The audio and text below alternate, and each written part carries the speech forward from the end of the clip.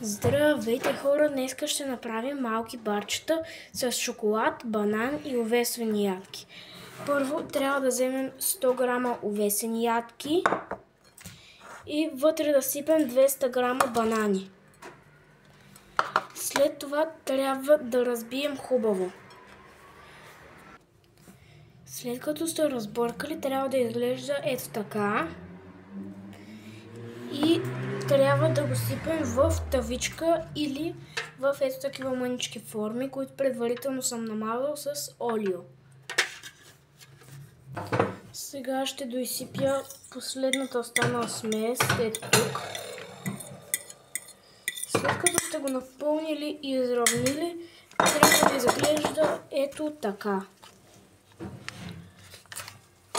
След това печем във фурната на 180 градуса, докато стане златисто кафяво. Но преди това трябва да сложим шоколад отгоре, по желание. За по-лесно изравняване аз ползвах ето този уред. С него много лесно можете да притиснете и да оформите сместа.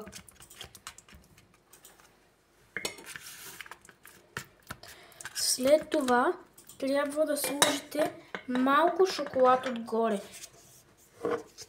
Най-добре е да се ползва на парченца, но ако нямате, може да ползвате и течен.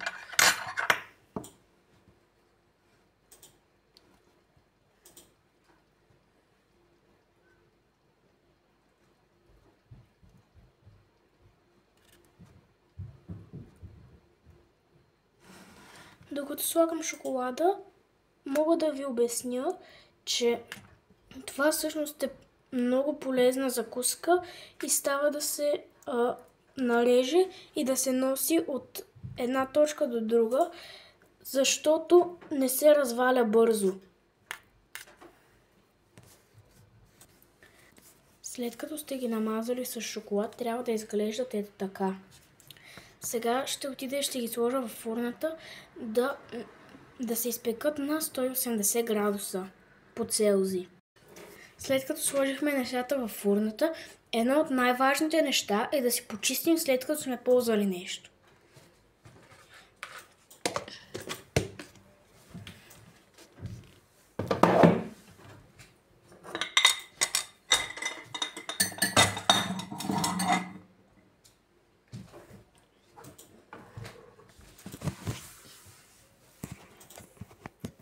Как ще изглежда? И след като си почистите, най-важното е да измиете материалите, които сте ползвали. Както ето този шван тук.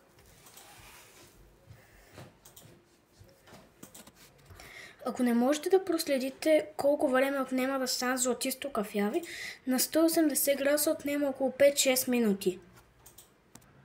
Добре, понякога може да отнеме не 5-6 минути, а към 10-15 минути, когато е много бавна фурната. Или когато съм сгрешил градусите. Хора, проверих и се оказва, че трябва да ги печем около 30-35 минути на 180 градуса по Целзий.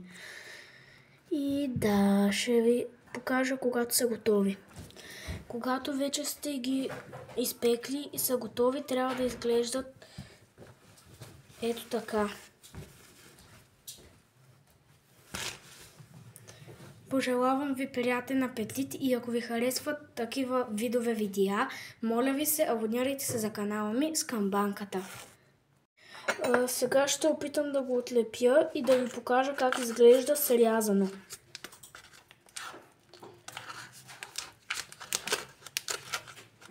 Така.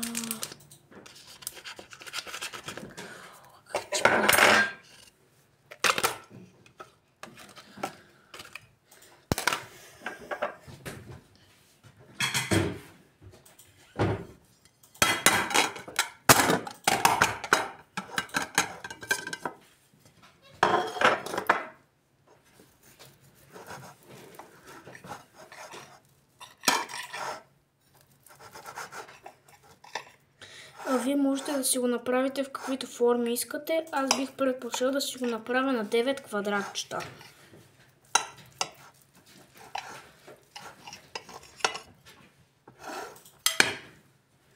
Ето. Така изглежда отвътре квадратчето.